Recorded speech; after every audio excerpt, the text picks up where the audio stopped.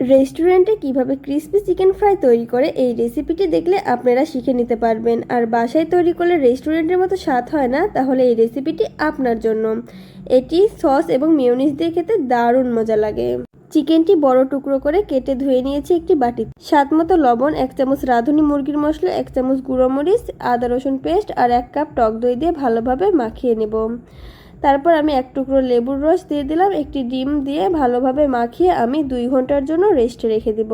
তারপর আমি একটি বাটিতে ময়দা নিয়েছি, 1 কাপ বেসন, স্বাদ মতো লবণ, 1 চামচ মরিচের গুঁড়ো, 1/2 চামচ খাবার সোডা দিয়ে ভালো করে একটি মিশ্রণ তৈরি করে নিয়েছি।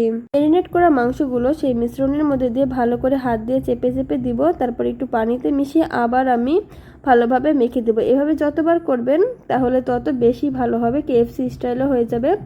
আর রেস্টুরেন্টে 6-7 বার করে থাকে, আমি 3 বার করে নিয়েছি। এভাবে আমি সবগুলো বানিয়ে নিয়েছি। আমি আগে থেকে তেল গরম করে রাখছিলাম, চিকেনের পিসগুলো দিয়ে দিলাম।